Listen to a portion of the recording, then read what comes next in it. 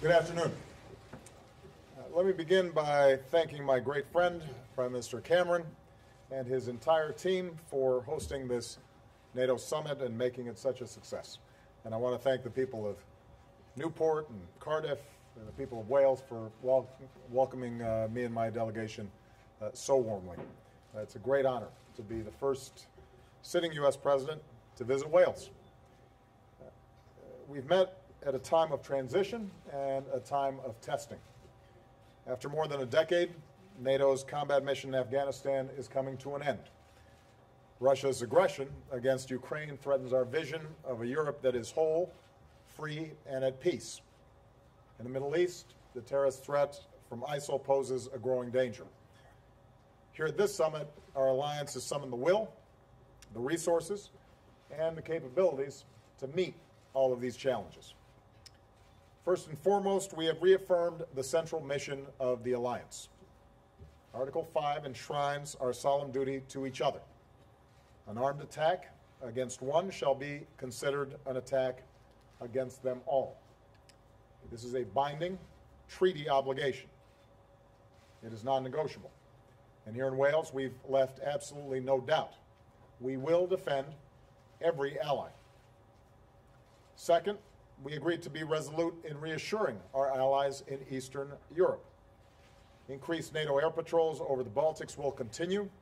Rotations of additional forces throughout Eastern Europe for training and exercises will continue. Naval patrols in the Black Sea will continue. And all 28 NATO nations agreed to contribute to all of these measures for as long as necessary. Third, to ensure that NATO remains prepared for any contingency, we agreed to a new readiness action plan. The alliance will update its defense planning. We will create a new highly ready rapid response force that can be deployed on a very short notice. We'll increase NATO's presence in Central and Eastern Europe with additional equipment, training, exercises, and troop rotations. And the $1 billion initiative that I announced in Warsaw will be a strong and ongoing U.S. contribution to this plan. Fourth, all 28 NATO nations have pledged to increase their investments in defense and to move toward investing 2% of their GDP in our collective security. These resources will help NATO invest in critical capabilities, including intelligence, surveillance, reconnaissance, and missile defense. And this commitment makes clear that NATO will not be complacent. Our alliance will reverse the decline in defense spending and rise to meet the challenges that we face in the 21st century. Fifth, our alliance is fully united in support of Ukraine's sovereignty, independence, and territorial integrity, and its right to defend itself. To back up this commitment, all 28 NATO allies will now provide security assistance to Ukraine. This includes non-lethal support to the Ukrainian military, like body armor, fuel, and medical care for wounded Ukrainian troops, as well as assistance to help modernize Ukrainian forces, including logistics and command and control. Here in Wales, we also sent a strong message to Russia that actions have consequences. Today, the United States and Europe are finalizing measures to deepen and broaden our sanctions across Russia's financial, energy, and defense sectors. At the same time, we strongly support President Poroshenko's efforts to pursue a peaceful resolution to the conflict in his country. The ceasefire announced today can advance that goal, but only if there is follow-through on the ground. Pro-Russian separatists must keep their commitments, and Russia must stop its violations of Ukraine's sovereignty and territorial integrity. Beyond Europe, we pay tribute to all those from our ISAF mission, including more than 2,200 Americans who have given their lives for our security in Afghanistan. NATO's combat mission ends in 3 months, and we are prepared to transition to a new mission focused on training, advising, and assisting Afghan security forces. Both presidential candidates have pledged to sign the bilateral security agreement that would be the foundation of our continued cooperation. But as we all know, the outcome of the recent election must be resolved. And so we continue to urge the two presidential candidates to make the compromises that are necessary so Afghans can move forward together and form a sovereign, united, and democratic nation. Finally, we reaffirm that the door to NATO membership remains open to nations that can meet our high standards. We agreed to expand the partnership that makes NATO the hub of global security. We're launching a new effort with our closest partners, including many that have served with us in Afghanistan, to make sure our forces continue to operate together. And we'll create a new initiative to help countries build their defense capabilities, starting with Georgia, Moldova, Jordan, and Libya. I also leave here confident that NATO allies and partners are prepared to join in a broad international effort to combat the threat posed by ISIL. Already allies have joined us in Iraq, where we have stopped ISIL's advances. We've equipped our Iraqi partners and helped them go on offense. NATO has agreed to play a role in providing security and humanitarian assistance to those who are on the front lines. Key NATO allies stand ready to confront this terrorist threat through military, intelligence, and law enforcement, as well as diplomatic efforts. And Secretary Kerry will now travel to the region to continue building the broad-based coalition that will enable us to degrade and ultimately destroy ISIL. So taken together, I think the progress we've achieved in Wales makes it clear that our alliance will continue to do whatever is necessary to ensure our collective defense and to protect our citizens. So with that, let me take a few questions. I'll start with Julie Pace of Associated Press. Thank you, Mr. President. I wanted to go back to the situation in Ukraine.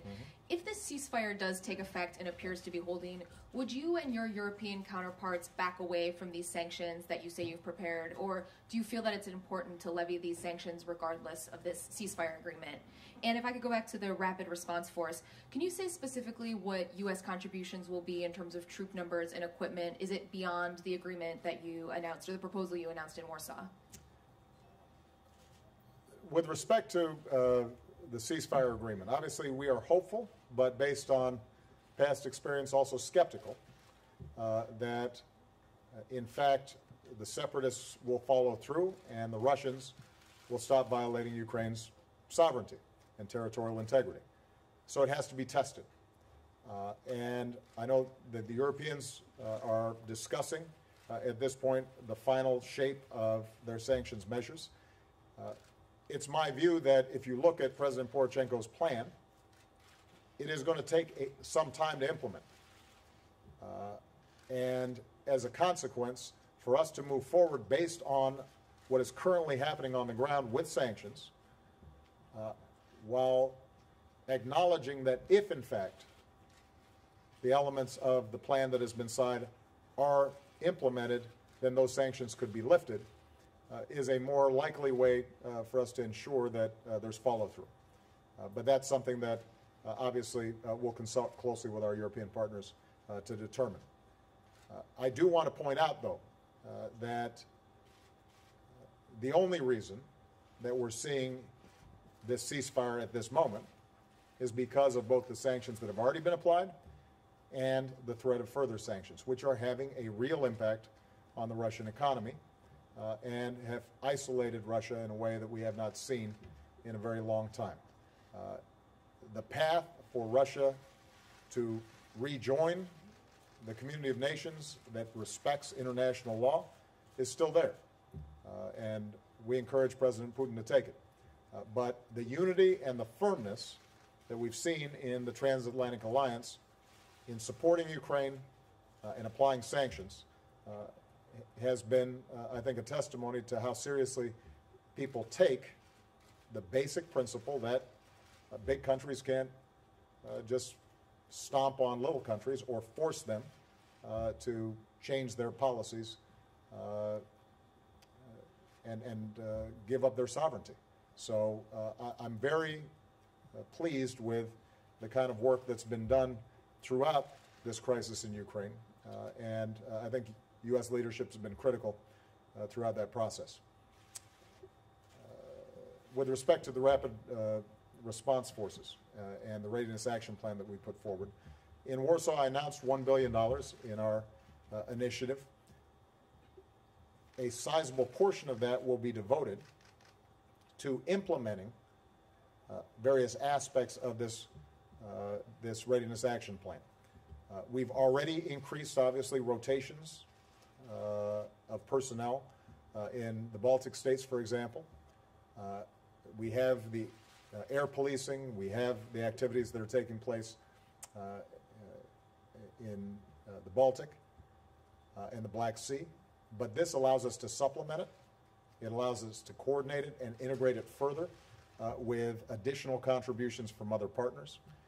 And what it signifies is NATO's recognition that in light of recent Russian actions as well as rhetoric, we want to make it crystal clear. We mean what we say when we're talking about our Article 5 commitments, and an increased presence serves as the most effective deterrent to any additional Russian aggression that we might see. Angela King, Bloomberg. Thank you, Mr. President. What are your specific expectations for what regional actors like Saudi Arabia, Yemen, and Jordan can legitimately provide to a coalition against Islamic State? Is there a role there for Iran as well?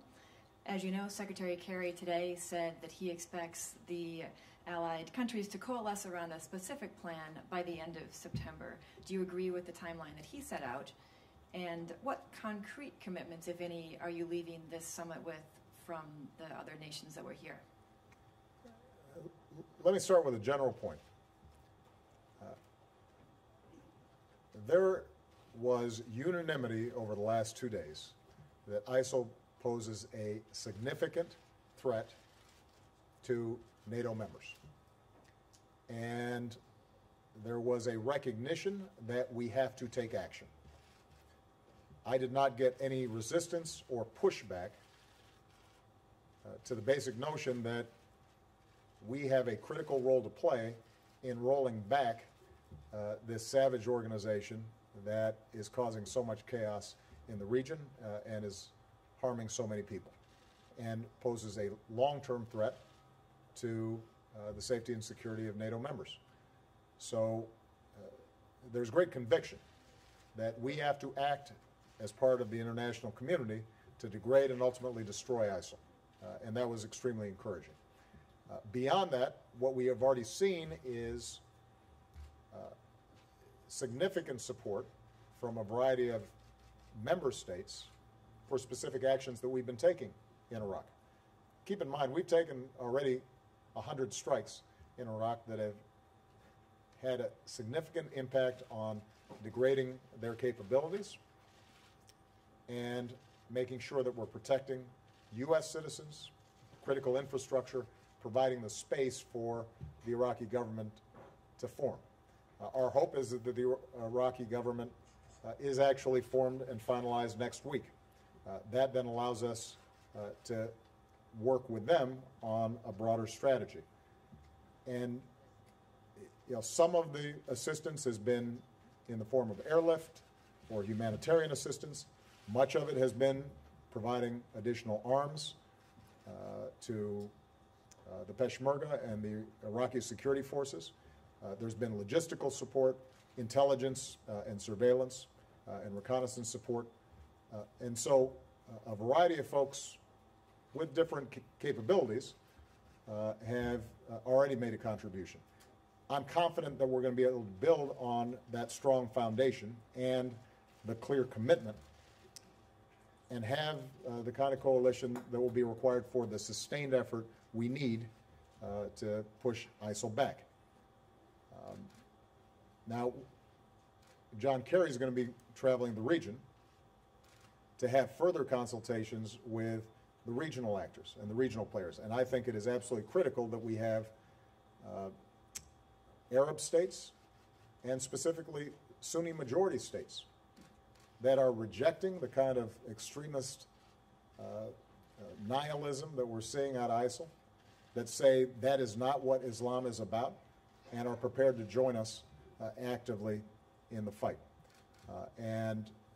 My expectation is that we will see friends and allies and partners of ours in the region prepared to take action as well as part of a coalition. One of our tasks, though, is also going to be to build capability.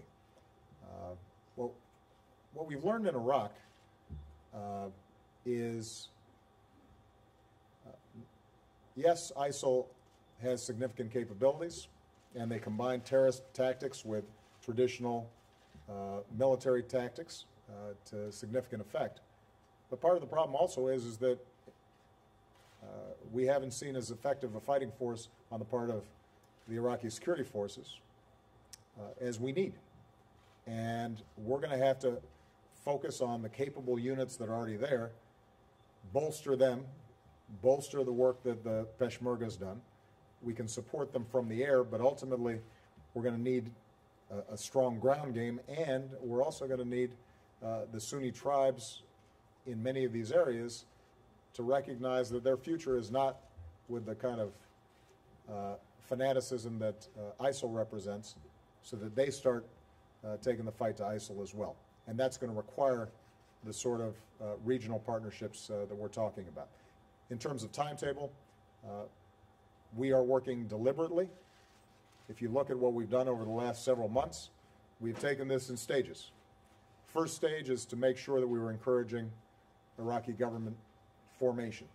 Second stage was making sure that, building on the intelligence assessments that we had done, that we were in a position to conduct limited airstrikes to protect our personnel, critical infrastructure, and engage in humanitarian activities.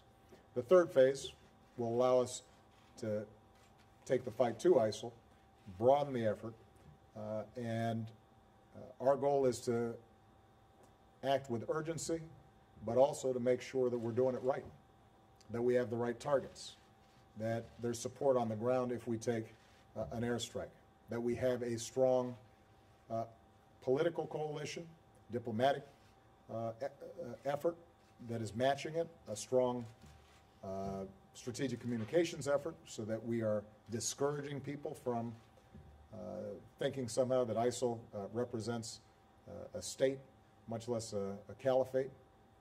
So all those things are going to have to be combined.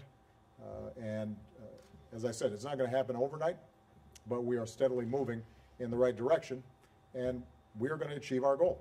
We are going to degrade and ultimately defeat ISIL, the same way that we have gone after al-Qaeda, the same way that we have gone after the al-Qaeda affiliate in Somalia, where we released today the fact that we had killed the leader of al-Shabaab in Somalia and have consistently worked to degrade their operations. We have been very systematic and methodical in going after these kinds of organizations that may threaten U.S. personnel and the homeland. And that deliberation allows us to do it right. But have no doubt, we will continue, and I will continue, to do what is necessary to protect the American people. And ISIL poses a real threat, and I'm encouraged by the fact that our friends and allies recognize that same threat. Julie Davis. Thank you, Mr. President. I want to follow up on what you were saying about ISIL and ask if you think that the objective here is to destroy and degrade them. Are those the same thing in your mind? Is the goal to ultimately, Secretary Kerry said that there's no containing them, so is the goal to ultimately annihilate them? And also, you talked about the importance of expertise on the ground and building up capacity on the ground. Do you think, since airstrikes are not going to do it here, if ultimately action is needed in Syria, can you realistically expect the Free Syrian Army to do what's needed on the ground to really destroy, not just push back, ISIL? You can't contain an organization that is running roughshod through that much territory, causing that much havoc, displacing that many people, killing that many innocents, enslaving that many women. The goal has to be to dismantle them. And if you look at what happened with al-Qaeda in the Fatah, where their primary base was, you initially push them back. You systematically degrade their capabilities. You narrow their scope of action. You slowly shrink the space, the territory that they may control. You take out their leadership. And over time, they are not able to conduct the same kinds of terrorist attacks as they once could. As I said, I think in my last press conference, given the nature of these organizations, are there potentially remnants of an organization that are still running around in hiding and still potentially plotting? Absolutely. And we will continue to hunt them down the same way we're doing with remnants of Al-Qaeda in the Fatah or elements of Al-Shabaab in Somalia or terrorists who operate anywhere around the world. But what we can accomplish is to dismantle this network, this force that has claimed to control this much territory so that they can't do us harm. And that's going to be our objective. And as I said before, I'm pleased to see that there's unanimity among our friends and allies that that is a worthy goal, and they are prepared to work with us in accomplishing that goal. With respect to the situation on the ground in Syria, we will not be placing U.S. ground troops to try to control the areas that are part of the conflict inside of Syria. I don't think that's necessary for us to accomplish our goal. We are going to have to find effective partners on the ground to push back against ISIL. And the moderate coalition there is one that we can work with. We have experience working with many of them. They have been, to some degree, outgunned and outmanned, and that's why it's important for us to work with our friends and allies to support them more effectively. But keep in mind that when you have U.S. forces, other advanced nations going after ISIL and putting them on the defensive and putting them on the run, it's pretty remarkable what then ground forces can do, even if initially they were on the defensive against ISIL.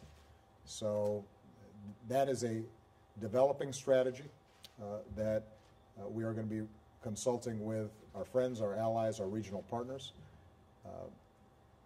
But the bottom line is we will do what is necessary in order to make sure that ISIL does not threaten the United States or our friends and partners. Okay? One last question. Colleen Nelson, Wall Street Journal. Thank you, Mr. President. Some Senate Democrats who are facing tough races in November have asked you to delay action on immigration. How have the concerns of other Democrats influenced your thinking, and do you see any downside at this point to delaying until after the election? I have to tell you that this week I've been pretty busy, focused on Ukraine and focused on ISIL and focused on making sure that NATO is boosting its commitments and following through on what's necessary to meet 21st century challenges.